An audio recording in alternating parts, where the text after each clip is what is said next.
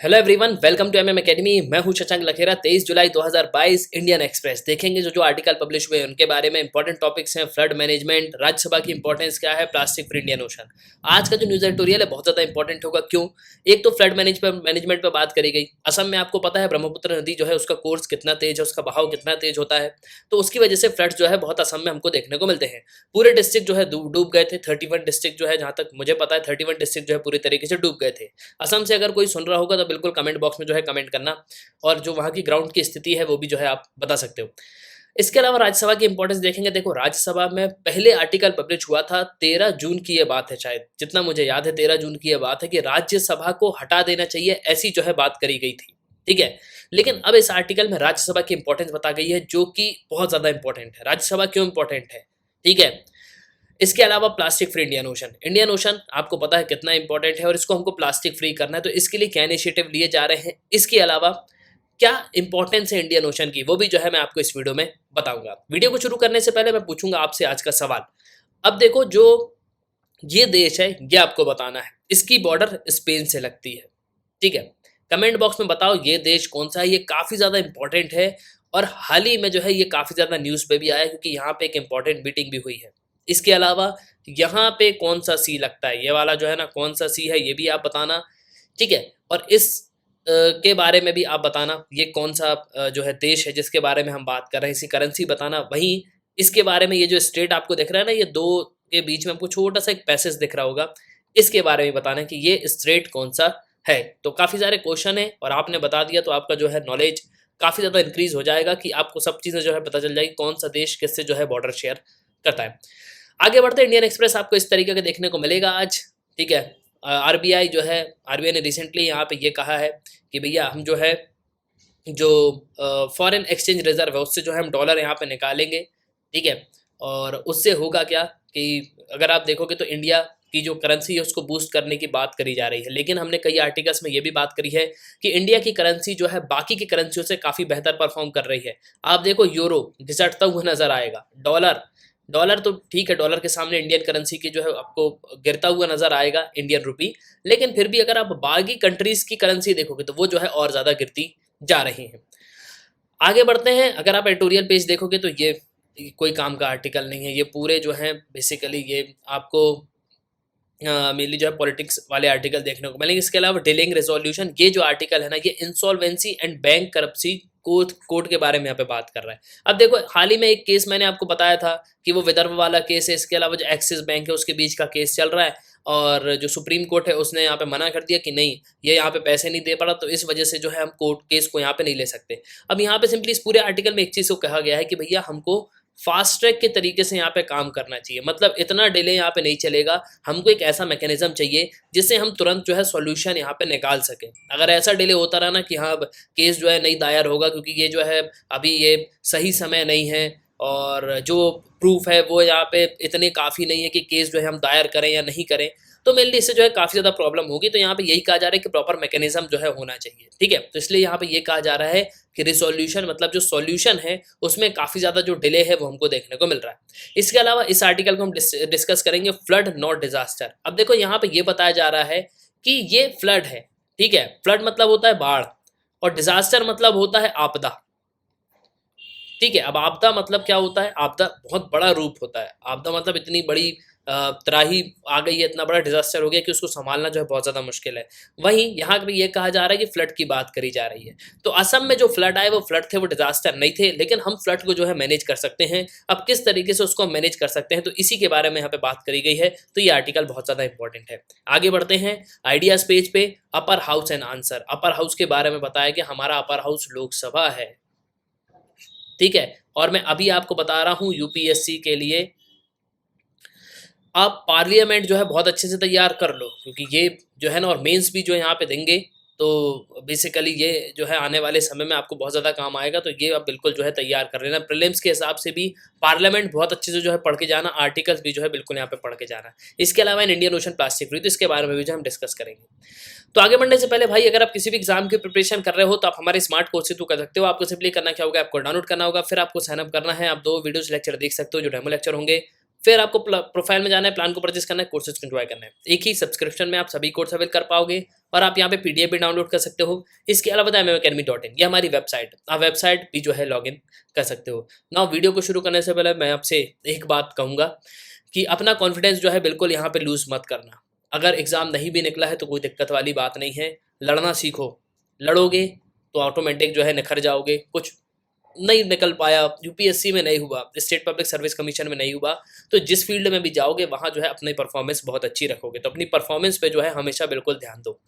आगे बढ़ते हैं। तो भाई यूक्रेन रशिया एग्री हो गए हैं कि ग्रेन जो एक्सपोर्ट है उसको ये एक्सपोर्ट करेंगे। ठीक है, अब रशिया और यूक्रेन आपको पता है किस तरीके की स्थिति है। तो रिसेंटली इस्तांबुल में जो है एग्रीमेंट साइन हुआ फ्राइडे को, और यहाँ पे 20 मिलियन मैट्रिक टन जो ग्रेन स्टक जो यहाँ पे ब्लैक सी में स्टक है यूक्रेन के पोर्ट में, उसको जो है अब बाहर निकाला जाएगा।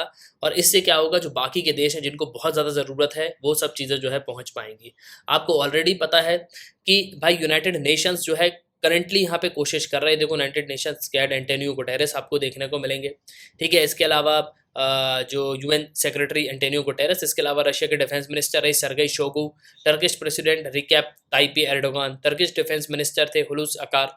ठीक है ना, तो ये सेरेमनी जो है रिसेंटली इसको अटेंड किया गया, और ये एग्रीमेंट जो है एक यूक्रेन ग्रेन को जो है एक्सपोर्ट करने की एक तरीके से मेथड है। देखो आज के समय आपको पता है कि कई देशों में जो है स्थिति बहुत ज़्यादा खराब है। ठीक है, इसके अलावा रशिया ने एश्योरेंस भी दी है कि ये ग्रेन और फर्टिलाइजर को जो है एक्सपोर्ट करेगा, जिससे जो यूरोप में स्थिति खराब होती जा रही है और ग्लोबल इकोनॉमी अगर आप देखो तो रिसेशन में आती जा रही है, तो इस तरीके की जो सिचुएशन है उससे जो है हम बाहर निकल पाएंगे। इसके अलावा मैं आपकी जानकारी के लिए बता दूं कि हमको जो है फेमीन से लड़ना है, मतलब सूखा जो पड़ रहा है ना, खाने पीने की कमी हो रही है अफ्रीका में, ये बहुत ही बड़ा क्राइसिस है। इसके अलावा कई देशों में आपको पॉलिटिकल अनरेस्ट भी देखने को मिलेगा।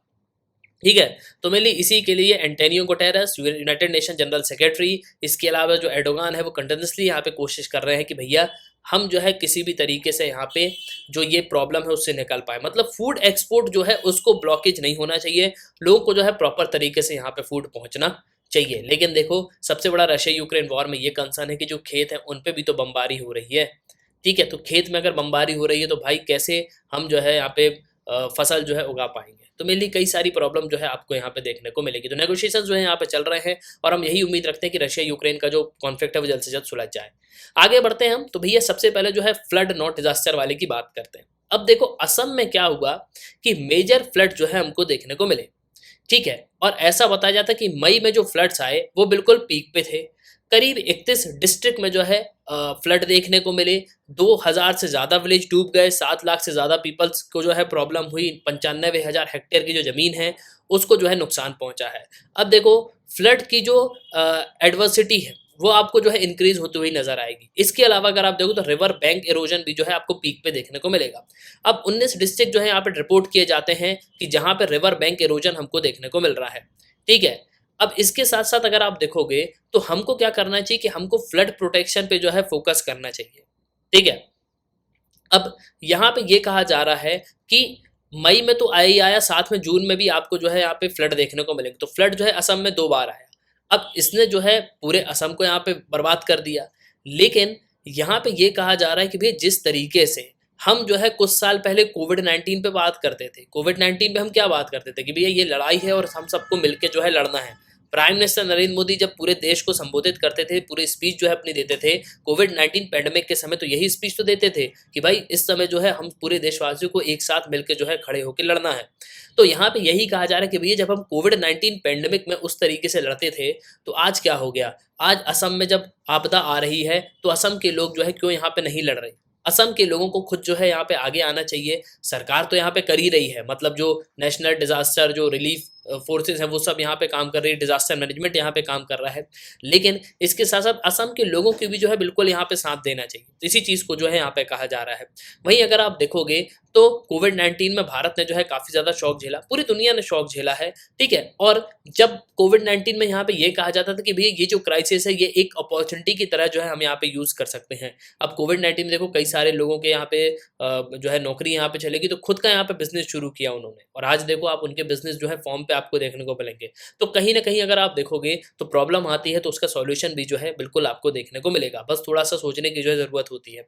अब यहाँ पे ये कहा जा रहा है कि भाई जिस तरीके के ये सीजनल फ्लड जो क्राइसिस है हमको देखने को मिलते हैं असम में, तो इसको जो है हमको एक अपॉर्चुनिटी की तरह जो है यूज़ करना चाहिए और हमको जो है इसको एक फ्लड मैनेजमेंट में जो है शिफ्ट कर देना चाहिए। इससे होगा क्या कि हम जो रेस्ट्रिक्टेड पाथवे पे जो यहाँ पे काम कर रहे हैं ना, एक जो वे है वो यहाँ पे खुल जाएगा। तो ओवरऑल एम यहाँ पे ये है कि हमको हैज़र्ड को जो है प्रिवेंट करना चाहिए, जिससे जो डिजास्टर रिस्क है वो यहाँ पे कम हो जाए। अब हैज़र्ड जैसे फ्लड, इसके अलावा जो फ्लेवल और जो प्लेवल हैं, ठीक है, ये जो है एक्सट्रीम वेदर इवेंट्स हमको देखने को मिलते हैं। तो मतलब यहाँ पे कई सारे जो हैं ये वेदर इवेंट है, मतलब ये तो यहाँ पे आएंगे ही। ऐसा नहीं है कि असम में आपको फ्लड ना देखने को मिले, असम में तो बिल्कुल यहाँ पे फ्लड आएंगे, क्योंकि ब्रह्मपुत्र जो है वो अपने पूरे फ्लो पे बहती है, तो उसके बाद कितनी सारी प्रॉब्लम होती है ये बात आपको पता है।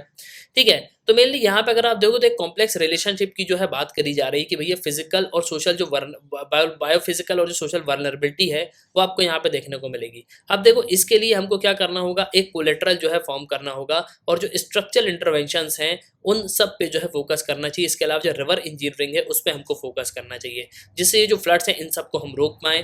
ठीक है, अगर हम देखो यहाँ पे सिर्फ यही बात लेके बैठ जाएं कि असम में तो फ्लड्स आते हैं भाई, प्रॉब्लम होती है, तो ऐसे में कुछ यहाँ पे नहीं होने वाला। हमको जो है क्या करना चाहिए, जो वल्नरेबिलिटी का जो कॉज है ना उसको रिड्यूस करना चाहिए। ठीक है, इसके अलावा सबको मिलके जो है कंट्रीब्यूट करना चाहिए, किस पे, रिलाइसेंस पे। ठीक है, वहीं अगर आप देखोगे तो जिस तरीके की पॉपुलेशन आपको देखने को मिलेगी, लाइवलीहुड जो है ये केंद्र सरकार जो है यहाँ पे कोशिश तो करती है इन सबको बचाने का, लेकिन प्रॉपर जो है एक फ्लड मैनेजमेंट की ज़रूरत है, एक प्लानिंग प्रोसेस की यहाँ पे ज़रूरत है। फ्लड रिस्क मैनेजमेंट जो है यहाँ पे स्टडीज बनाएगा और उसको जो है यहाँ पे हमको एक्सपांड करना चाहिए। जैसे कि एक स्कोप है रिवर इंजीनियरिंग, तो रिवर इंजीनियरिंग के थ्रू जो है हम काफ़ी हद तक जो है फ्लड्स को यहाँ पे कंट्रोल कर पाएंगे। अब देखो ऐसा नहीं है कि भाई अगर हम रिवर का यहाँ पे कोर्स चेंज कर दें, यहाँ पे दीवार बना दें आजू बाजू, तो हम जो है यहाँ पे काम कर पाएंगे, ऐसा कुछ भी नहीं है। मेनली देखो यहाँ पे ये हो सकता है कि भैया बाढ़ तो आएगी, ऐसा नहीं कि बाढ़ बिल्कुल यहाँ पे नहीं आएगी, क्योंकि रिवर का तो वो कोर्स ही है ना। ठीक है, और आपको पता है कि ब्रह्मपुत्र कितने फॉर्म पे जो है बहती है। ठीक है, तो यहाँ पे ये कहा जा रहा है कि भैया हमको जो है रिस्क मैनेजमेंट का जो है आपको एग्रीकल्चर, इसके अलावा animal husbandry, education, PhD, health department, इन सब का जो है इन सबको भी यहाँ पे कंट्रीब्यूट करवाना चाहिए। ऐसा नहीं है कि सिर्फ और सिर्फ जो डिजास्टर मैनेजमेंट अथॉरिटी है उसकी यहाँ पे जिम्मेदारी है, नहीं। जब फ्लड्स आ रहा है तो सबको जो है मिलकर यहाँ पे काम करना चाहिए। इसके अलावा अगर आप देखो तो इसमें राउंड अप की जो है डेवलपमेंट एक्टिविटीज होना चाहिए, मतलब हर साल जो है बाढ़ आए चाहे ना आए, फ्लड आए चाहे ना आए, लेकिन हमको जो उसकी प्रैक्टिस यहाँ पे करनी चाहिए और प्रॉपर तरीके से जो है एक इम्प्लीमेंटेशन करना चाहिए। अब जो नेशनल प्रोग्राम ने, जैसे स्वच्छ भारत अभियान, हमने किस तरीके से उसको लॉन्च किया, तो भाई ये पूरे मिशन मोड में जो है काम कर रहा है, मतलब पूरे देश भर में जो है चल रहा है ये स्वच्छ भारत अभियान। तो वैसा ही जो है हमको यहाँ पे असम के लिए भी करना चाहिए। ठीक है, इसके अलावा जो कम्युनिटीज यहाँ पे रह रही हैं उनका सिर्फ काम ये नहीं है कि भैया फ्लड आ रहा है तो हम जो है बिल्कुल यहाँ पे कुछ नहीं करेंगे, हम जो है सिर्फ यहाँ पे रह रहे हैं, ऐसा नहीं होगा। आपको भी जो है यहाँ पे कुछ ना कुछ स्टेप लेने चाहिए। ठीक है, अब यहाँ पे ये कहा जा रहा है कि भैया जो डेवलपमेंट्स हैं उन पे यहाँ पे फोकस करना चाहिए, और जो कम्युनिटी लेवल है यहाँ पे अगर आप देखोगे तो हर विलेज जो है असम को, उसको यहाँ पे एलिवेटेड शेल्टर जो है बना देने चाहिए। मतलब सरकार को यहाँ पे एलिवेटेड शेल्टर ऐसे बना देने चाहिए, मतलब ऊपर की तरफ, यहाँ पे जो है पानी, बाढ़ का पानी जो है वो यहाँ से निकल जाएगा, ऊपर जो है आप यहाँ पे रह सकते हो। और इसके अलावा जो अपने एनिमल्स हैं उनको भी यहाँ पे ऊपर लेके चले जाएंगे, तो उससे जो है कोई भी यहाँ पे दिक्कत नहीं होगी। इसके अलावा जो क्लाइमेट साइंटिस्ट हैं वो यहाँ पे प्रेडिक्ट करते हैं कि फ्रिक्वेंसी और इंटेंसिटी जो है वेदर इवेंट्स की वो आने वाले समय में बिल्कुल यहाँ पे बढ़ेगी। तो ये इंपॉर्टेंट है कि हमको वार्निंग सिस्टम पे भी जो है फोकस करना चाहिए। और देखो हमको वार्निंग सिस्टम जो है ये कंटिन्यूसली अपने इंक्रीज करना चाहिए, जिससे रिस्क मैनेजमेंट जो पर्सपेक्टिव्स है, जो वार्निंग टेक्नोलॉजीज हैं, मतलब जो रिस्क मैनेजमेंट पर्सपेक्टिव्स है वो यहाँ पे कम हो जाए। इसके अलावा जो टेक्नोलॉजी है उसको जो है हम यूज कर सकते हैं और रिमोट विलेज तक जो है यहाँ पे पहुंचा सकते हैं। ठीक है, तो मेनली जो कम्युनिटी यहाँ पे रह रही है हम जो है एक इंस्टीट्यूशन की तरह उसको यूज कर सकते हैं। इसके अलावा जो नेशनल रूरल लाइवलीहुड मिशन है ये काफी इंपॉर्टेंट रोल प्ले कर सकता है। ये क्या करेगा, यहाँ पे अवेयरनेस फैलाएगा कि देखो यहाँ पे ट्रेनिंग प्रोग्राम चल रहा है, आप सबको आना है, और एक जो बेसिक ट्रेनिंग जो है ना वो यहाँ पे दी जानी चाहिए। ठीक है, इससे क्या होगा, जो फ्लड जिस तरीके की ये पूरे रिस्क हो रहे हैं ना, जो फ्लड डिजास्टर प्रोन एरियाज हैं उन सब में जो है हम प्रॉपर यहाँ पे मैनेज जो है कर पाएंगे। और देखो जो फ्लड रिस्क जो है ना उसमें सबसे इंपॉर्टेंट होती है प्रॉब्लम को मैनेज करना। ठीक है। तो यहाँ पे यही कहा जा रहा है कि भैया हमको जो है प्रॉपरली इन सब चीज़ों पे फोकस करना चाहिए। हमको जो है प्रॉब्लम से ज़्यादा सॉल्यूशन पे जो है ज़्यादा फोकस करना चाहिए कि हम जो है इस प्रॉब्लम से कैसे जो है निकल सकते हैं। ठीक है, तो इसी चीज़ को यहाँ पे बताया गया। इसके अलावा जो डिस्ट्रिक्ट डिजास्टर मैनेजमेंट एजेंसी है, उसको भी जो है यहाँ पे काम करना चाहिए। अब देखो कैसे यहाँ पे काम करना चाहिए, तो यहाँ पे डिस्ट्रिक्ट लेवल की बात करी गई है कि भैया डिस्ट्रिक्ट लेवल पे अगर फ्लड मैनेजमेंट पे काम किया जाए, ठीक है, आप सोच के देखो, अभी देखो ये स्टेट लेवल पे हो रहा है, अब छोटे छोटे डिस्ट्रिक्ट हैं, अब उन सब डिस्ट्रिक्ट पे अगर फ्लड मैनेजमेंट अथॉरिटी या फ्लड या डिस्ट्रिक्ट लेवल के जो लोग हैं वो सब मिलके यहाँ पे काम करेंगे, तो इससे क्या होगा भैया, उनको जो है यहाँ पे नॉलेज मिलेगा। आज के समय सबसे इंपॉर्टेंट है लैक ऑफ नॉलेज, लोगों का जो है नॉलेज आप बहुत कम देखने को मिलेगा। तो इसी वजह से जो है इस तरीके के प्रोग्राम यहाँ पे बताए जा रहे हैं कि भैया एस्पिरेशनल डिस्ट्रिक्ट प्रोग्राम जो है चलाने चाहिए, ये काफ़ी इंपॉर्टेंट रोल जो है प्ले करेगा। इसके अलावा डिस्ट्रिक्ट डिजास्टर मैनेजमेंट जो फेलोशिप है, एक डेडिकेटेड ग्रुप यहाँ पे होना चाहिए, जो यंग प्रोफेशनल होंगे ट्रेंड, वो जो है यहाँ पे यहाँ पे लोगों को बताएंगे कि भैया इस तरीके से आप जो है काम कर सकते हो, इस तरीके से जो है हम इस प्रॉब्लम से निकल सकते हैं। ठीक है, तो ये अपॉर्चुनिटी है स्टेट गवर्नमेंट के लिए। और इसके अलावा जो फिलेंथ्रोपिक एजेंसीज हैं, जो डेवलपमेंट इम्प्लीमेंटर्स हैं, एकेडमिक इंस्टीट्यूट्स हैं, इन सबको एक साथ आना चाहिए और एक तरीके का ऐसा कैडर बनाना चाहिए प्रोफेशनल्स का, जो फ्लड मैनेजमेंट से जो है बिल्कुल तरीके से यहाँ पे डील कर पाए। तो मेरी इसी चीज़ को जो है यहाँ पे बताया गया है। आगे बढ़ते हैं तो आइडियाज पेज में अपर हाउस एंड आंसर। अब देखो क्या हुआ था कुछ समय पहले की यहाँ पे बात है कि मनीष तिवारी ने एक पॉइंट रेस किया था कि भैया एमपी रिप्रेजेंटेशन जो लोकसभा में है वो तो ठीक है, और ये पंजाब के हैं बेसिकली, श्री आनंदपुर साहिब के। इन्होंने एक आर्टिकल जो है यहाँ पे बेसिकली पब्लिश हुआ था कि अपर हाउस एक क्वेश्चन है, मतलब अपर हाउस एक बहुत बड़ा सवाल है कि अपर हाउस को हटा देना चाहिए, अपर हाउस कोई काम का नहीं। इंडियन एक्सप्रेस में 13 जून को ये आर्टिकल पब्लिश हुआ। अब यहाँ पे ये कहा गया कि भैया जो लोकसभा राज्यसभा है भारत का, वो किसी काम का नहीं है, उसमें जो है फ्री में पैसे यहाँ पे जाते हैं, इतना मैनेजमेंट हमको करना पड़ता है। ठीक है, तो इसलिए जो है इसको हटा देना चाहिए। अब देखो उसमें तो क्रिटिसिज्म यहाँ पे बताया गया था, क्या क्या बताया गया था याद कर लो कि भाई हम जो है राज्यसभा अगर है तो राज्यसभा में क्या होता है, एक बिल लोकसभा में मान लो पहले आया, उसके बाद वो राज्यसभा में जाएगा। अब राज्यसभा में भी वो डिस्कस होगा तो यहाँ पे टाइम ज़्यादा लगेगा, तो लॉ बनने में जो है टाइम यहाँ पे बहुत ज़्यादा लगता है। ठीक है, इसके अलावा जो एमपी लोकसभा में है वो राज्यसभा में भी, तो उनकी सैलरी भी यहाँ पे देना, उनका मैनेजमेंट यहाँ पे करना, तो सरकार पे काफ़ी ज़्यादा जो है लोड यहाँ पे पड़ता है। लेकिन देखो एक डेमोक्रेटिक कंट्री में अगर आप दोगे तो लोकसभा और राज्यसभा दोनों का होना बहुत ज़्यादा ज़रूरी है। उसका रीज़न यहाँ पे यह है कि लोकसभा में जो है लोग इलेक्ट होके आते हैं और राज्यसभा में जो है प्रॉपर रिप्रेजेंटेशन होता है, मतलब जो मनोनीत लोग होते हैं ना, मतलब जो जिनको नॉमिनेट किया जाता है वो लोग राज्यसभा में आते हैं। अब राज्यसभा का टेन्योर तो 6 साल का होता है और लोकसभा का 5 साल का होता है। अब यहाँ पे एक चीज आपको समझना होगा कि लोकसभा में तो वो लोग आ रहे हैं जो लोग इलेक्ट कर रहे हैं, तो ये क्या करेंगे अपने हिसाब से जो है अपने बिल यहाँ पे लाते रहेंगे। मान लो अगर राज्यसभा नहीं हुआ तो ये लोग क्या करेंगे अपने मनमाने जो है बिल लाएंगे। इसके अलावा रिप्रेजेंटेशन की अगर आप बात करोगे ना, तो राज्यसभा में वो लोग रिप्रेजेंट होते हैं जो पॉलिटिकल बैकग्राउंड से अगर हो, मतलब किसी को पॉलिटिक्स में उतनी ज़्यादा जो है लाइमलाइट नहीं मिल पाती। ठीक है, लेकिन फिर भी वो यहाँ पे कोशिश क्या करता है, किसी तरीके से वो यहाँ पे राज्यसभा से मनोनीत हो सकता है। तो एक इस तरीके का एक समझ लो डोरबैग भी हमारे पास है कि पीछे के दरवाजे से जो है आप पार्लियामेंट में घुस सकते हो। ठीक है, जो कि काफ़ी ज़रूरी भी है, तो इसलिए राज्यसभा इंपॉर्टेंट है। अब देखो यहाँ पे ये कहा जा रहा है कि भैया जिस तरीके से राज्यसभा है, ठीक है, तो भाई मोस्ट क्रिटिकल फंक्शन जो है आपको राज्यसभा का देखने को मिलेगा। ठीक है, तो आज के समय जो पॉलिटिकल सिनेरियो चल रहा है उसमें ये कहा जा रहा है कि भैया राज्यसभा जो है ये फंडामेंटल्स के लिए, हमारी पार्लियामेंटल डेमोक्रेसी के लिए ये बहुत ज़्यादा नेसेसरी है। और हमको अगर हमारे फंडामेंटल को स्ट्रेंथ करना है, पार्लियामेंट डेमोक्रेसी को हमको मजबूत रखना है, तो उसके लिए जो है जो राज्यसभा है बहुत ज़्यादा ज़रूरी है। अब देखो जो सेकंड चैम्बर है पार्लियामेंट का उसको हम राज्यसभा कहते हैं। और मॉन्टेगू जो चेम्सफोर्ड रिपोर्ट आई थी 1918 में, ठीक है, उसके बाद एक्ट आया 1919 में गवर्नमेंट ऑफ इंडिया का। तो मॉन्टेगू चेम्सफोर्ड जो रिपोर्ट थी 1918 में आई थी, उसमें जो है आपको राज्यसभा के जो जिनीज हैं, मतलब जो थोड़े से पुरातत्व हैं, एक दो जो चीज़ें हैं वो आपको वहाँ से ट्रेस होनी शुरू हो जाएंगी। और उसके बाद जो है सेकंड फेडरल चैम्बर बनाया गया था जिसको काउंसिल ऑफ स्टेट कहा जाता था। तो ये याद रखना कि गवर्नमेंट ऑफ इंडिया 1919 में आया था। ठीक है, मॉन्टेगू चेम्सफोर्ड रिफॉर्म कब आया, 1919 में इसको कहा जाता है बेसिकली। ठीक है, तो ये काउंसिल ऑफ स्टेट इसको कहा जाता है। अब देखो यहीं से जो रेलेवेंस है राज्यसभा का वो हमको देखने को मिलता है।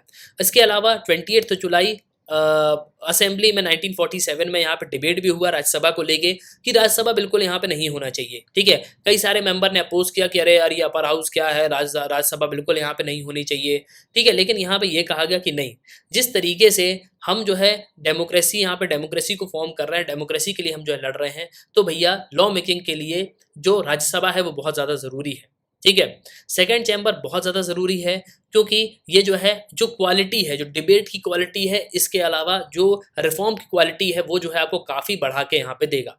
अब देखो जो तिवारी हैं, जो बेसिकली एमपी हैं, वो यहाँ पे ये कहते हैं कि भैया पार्लियामेंट्री डेमोक्रेसी तो ठीक है, लेकिन इससे जो बेसिक स्ट्रक्चर है उसको यहाँ पे हार्म होता है। इसके अलावा हमको ये कोई बाइकैमरिज्म यहाँ पे देखने को नहीं मिलता। अब देखो आर्टिकल जो राइटर है वो यहाँ पे ये कहते हैं कि मेरे हिसाब से जो राज्यसभा है वो बहुत ज़्यादा इंपॉर्टेंट है और इसमें प्रॉपर रिप्रेजेंटेशन जो है हमको देखने को मिलता है, ठीक है। अब देखो यहाँ पे ये भी कहा जाता है कि भैया राज्यसभा जो है यहाँ पे इंश्योर करता है कि बाइकलरिज्म जो है बिल्कुल यहाँ पे हेल्दी हो, क्योंकि ये क्या करता है, अकाउंटेबिलिटी यहाँ पे प्रोवाइड करता है लॉ मेकिंग प्रोसेस की। अब देखो मान लो लोकसभा में ही बस बिल आ गया तो वहां पे कोई तूतू मैमे करने वाला है ही नहीं ना भाई। आप देखो लोकसभा में और राज्यसभा में क्या अंतर है, मैं आपको बता रहा हूँ, आप समझो अभी। अब देखो एक चीज सिंपल आप समझो कि हमारे जो डॉक्टर हैं S Jaishankar, foreign external affair minister हैं, वो क्या नेता हैं? नहीं, नेता नहीं है, वो आईएफएस हैं, इंडियन फॉरेन सर्विस से आए हैं। अब मान लो उनको अगर मिनिस्टर बनाना होता, अगर मान लो राज्यसभा नहीं होता तो उनको लोकसभा से चुनाव लड़ना होता, ठीक है। वो पॉलिटिकल बैकग्राउंड से नहीं है, तो उनको अगर, वो इतने अच्छे इंसान हैं, इतने अच्छी जो स्पीच देते हैं, आप देखो यूनाइटेड नेशंस में उनका मतलब अलग ही आपको वर्ल्ड में उनका जो है स्पीच सुनने को मिलेगा। आप कभी उनके डायलॉग सुनो, मतलब जो कम वर्ड्स में वो इतनी अच्छी चीज़ें जो है कह जाते हैं।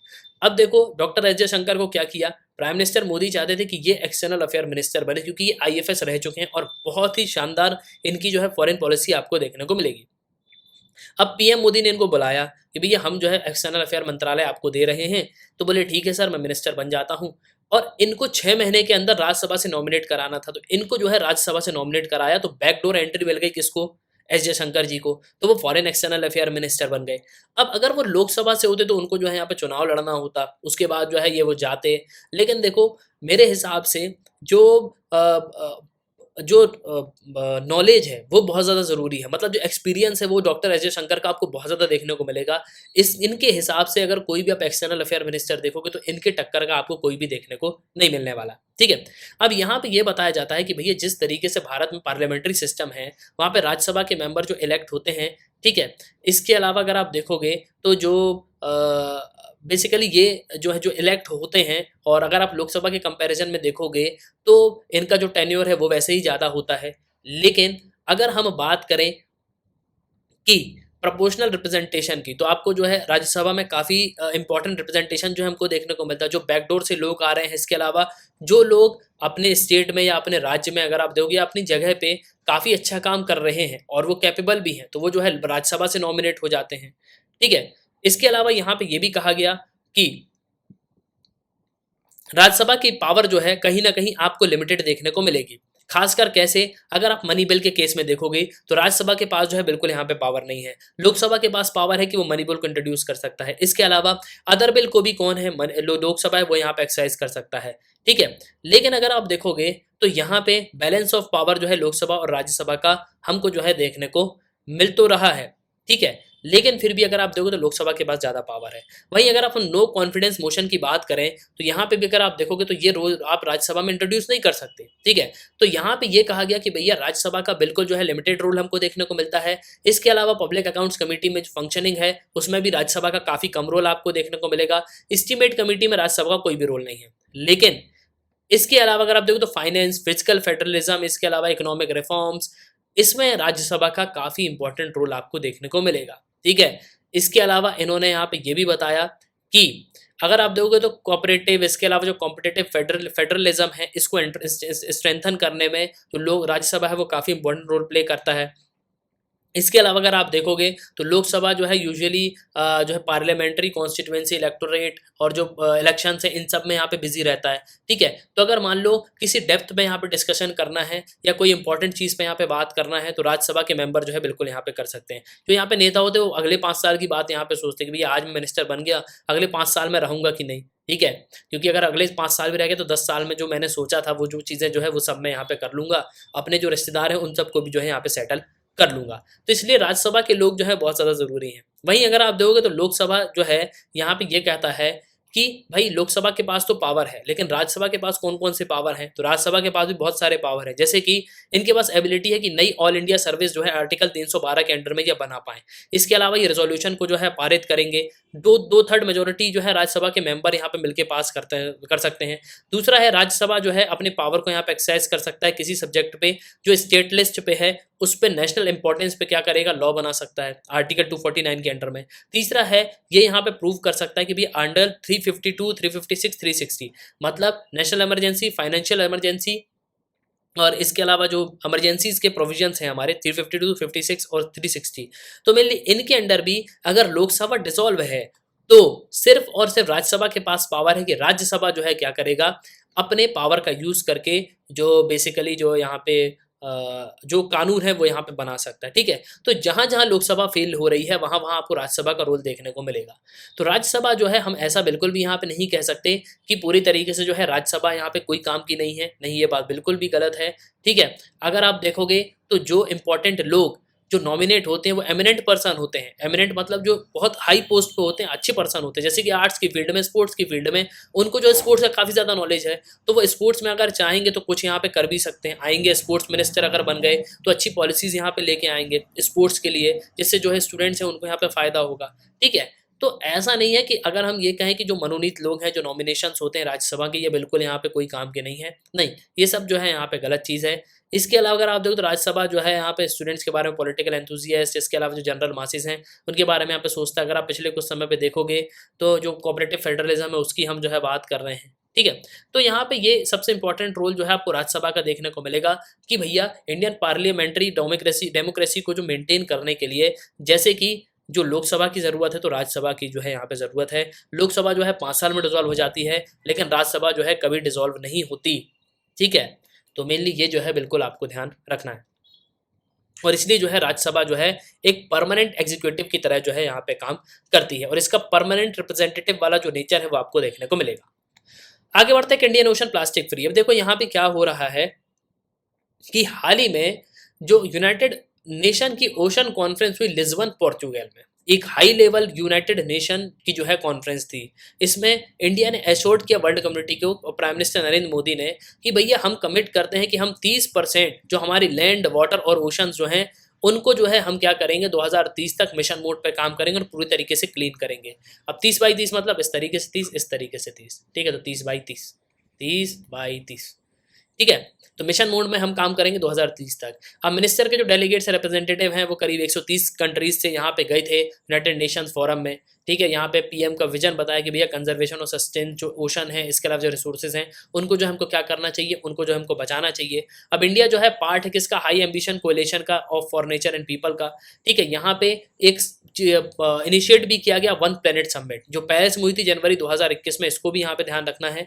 और यहाँ पे हम बात करते हैं इंटरनेशनल एग्रीमेंट की। इंटरनेशनल एग्रीमेंट क्या है कि भैया एटलीस्ट 30% जो वर्ल्ड का लैंड है और ओशन है उसको 2030 तक जो हमको प्रोटेक्ट यहाँ पे करना है। इसके अलावा इंडिया को जो है इंडिया ने ऑफर किया कि भैया हम जो है साइंस और इनोवेशन जो बेस्ड सॉल्यूशन है, इम्प्लीमेंटेशन जो है वो हम पूरा प्रोवाइड करेंगे SDG मतलब सस्टेनेबल डेवलपमेंट गोल 14 के अंदर में। अब देखो आपको पता होना चाहिए कि SDG हमारे कितने हैं, 17 गोल हैं और 2030 तक जो है हमको इनको अचीव करना है। ठीक है, और यहाँ पे जो वर्ल्ड ओशन समिट है, जो वर्ल्ड ओशन समिट का गोल है वो क्या है, 14th यहाँ पे ये बोलता है कि हमको कंजर्वेशन और sustainable use of ocean, seas and marine resources. तो बेसिकली जो हमारे ओशन है, जो सीज है, इसके अलावा जो मेरीन रिसोर्सेज हैं उन सबको हमको जो है प्रॉपर तरीके से कंजर्वेशन करना है।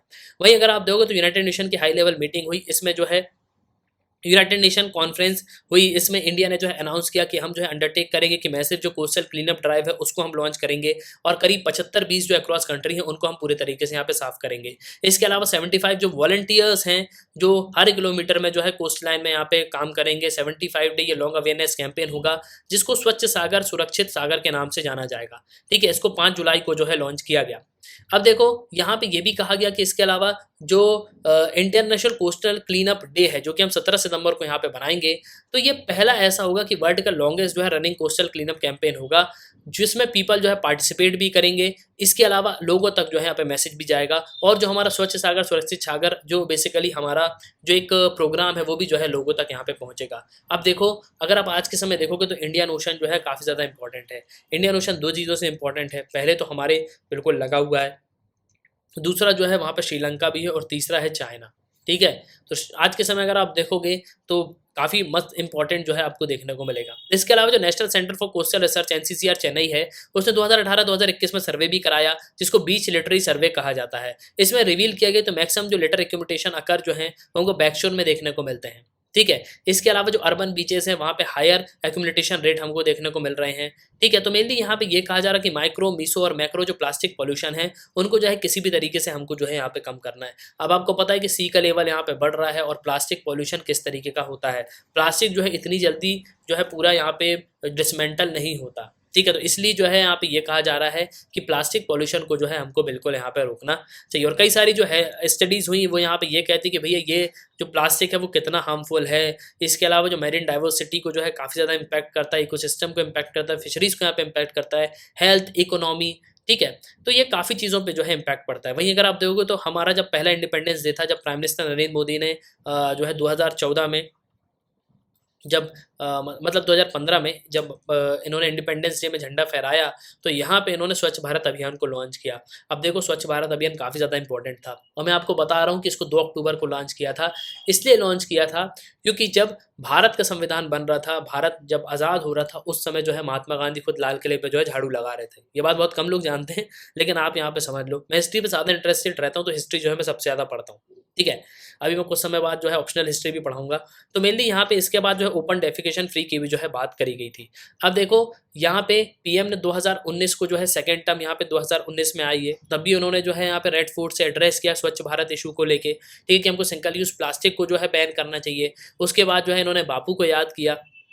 उसके बाद जो है 2 अक्टूबर को ये पूरी चीज़ें जो है यहाँ पे मिशन मोड पे जो है चालू भी करी। जो स्ट्रीट है, जो चौक है, जो ड्रेन है, म्यूनसिपैलिटीज है, म्यूनसिपल कॉर्पोरेशन है, ग्राम पंचायत है, इनको ऐसे अरेंजमेंट करने चाहिए कि सिंगल यूज़ प्लास्टिक जो है उसको हम यहाँ पे जो है बेसिकली पूरे तरीके से कलेक्ट कर पाएँ। ये पहला स्टेप था 2 अक्टूबर को, जिससे जो हम सिंगल यूज़ प्लास्टिक की तरफ बढ़ रहे हैं। इसके अलावा अगर आप देखो तो हाल ही में जो हमारा ministry of environment, forest, climate change है, उसने नोटिफाई किया कि जो हमारा जो plastic waste management amendment rules है 2021, अगस्त 12 2021 को उन्होंने एक मैंडेटरी किया कि भैया 1 जुलाई से जो सिंगल यूज प्लास्टिक है उनको जो है हम पूरी तरीके से यहाँ पे बंद करें। तो उनका इंपोर्ट, स्टॉकिंग, डिस्ट्रीब्यूशन, सेल, इस सब को जो है यहाँ पे बंद किया जा रहा है। इसके अलावा अगर आप देखोगे तो हम United Nation coastal clean up seas जो है ये भी कैंपेन यहाँ पे चल रहा है। तो इसमें भी जो है इंडिया एक सिग्नेटरी आपको देखने को मिलेगा। तो मेनली जो स्वच्छ भारत विजन है वो पॉल्यूशन को तो यहाँ प्रिवेंट करेगा ही। इसके अलावा जो लैंड और जो ऑफशोर मतलब पानी में भी, इसके अलावा जो समुद्र में भी, मतलब पानी समुद्र में भी, इसके अलावा जो लैंड में भी, इन दोनों जगह जो है हम पूरी तरीके से यहाँ पे इसको जो है काम कर पाएंगे। इसके अलावा अगर आप देखोगे तो जो इंटरनेशनल जो कोस्टल क्लीन अप डे है, इस ये जो हम ऑब्जर्व करेंगे 3rd सैटरडे को सितंबर को, हर साल ऑब्जर्व किया जाता है 17 सितंबर को इसको। तो इसमें जो है कभी वॉलंटरी जो ऑर्गेनाइजेशन है वो हमको देखने को मिलेंगे, लोकल पीपल होंगे। स्वच्छ सागर और सुरक्षित सागर जो कैंपेन है, इसको एंटायर जो इंडिया की कोस्ट लाइन है वहाँ इसको लॉन्च किया जाएगा। और इस साल आपको पता है कि हम आज़ादी का अमृत महोत्सव जो है बिल्कुल यहाँ पे सेलिब्रेट कर रहे हैं, और टारगेट है कि 1500 टन का जो गार्बेज है कोस्टल से वो हम निकाल देंगे। इसके अलावा इससे जो है काफ़ी जो है हेल्प हमको मिलेगी, और इससे जो है हम क्या करेंगे, अपने ओशंस को जो है यहाँ पे साफ कर पाएंगे। इसके अलावा इस कैंपेन में आपको ministry of earth science, ministry of environment, forest, climate change, national service scheme, Indian जो कोस्ट गार्ड है, नेशनल डिजास्टर मैनेजमेंट अथॉरिटी, ये सब आपको देखने को मिलेंगे। इसके अलावा एक मोबाइल ऐप इको मित्रम भी जो है लॉन्च की गई, जिससे हम अवेयरनेस फैला पाएँ, जो कि रजिस्ट्रेशन होगा वॉलंटियर्स का। ठीक है, तो ये काफ़ी बड़ा कैंपेन ड्राइव होगा, ये ध्यान रखना। स्वच्छ सागर सुरक्षित सागर कैंपेन है ये। ठीक है, और जो international coastal clean up day है ये 17 सितंबर को जो है हम लॉन्च करेंगे। 17 सितंबर को जो है ये डे यहाँ पे मनाया जाता है। इसके अलावा इको मित्रम क्या है, तो ये जो है एक बेसिकली ऐप है। तो भाई ये था 23 जुलाई 2022, लेट हो गया, लेकिन मैं चाहता था कि आपको जो है एडिटोरियल जरूर यहाँ पे मिल जाए। तो एटलास आई होप कि आपको जो इस वीडियो में काफी कुछ जानने को मिला होगा। आप अपने ओपिनियन लिखिएगा जरूर। इसी के साथ ये था इस वीडियो का। सुनने के लिए बहुत बहुत धन्यवाद। जय हिंद, जय भारत।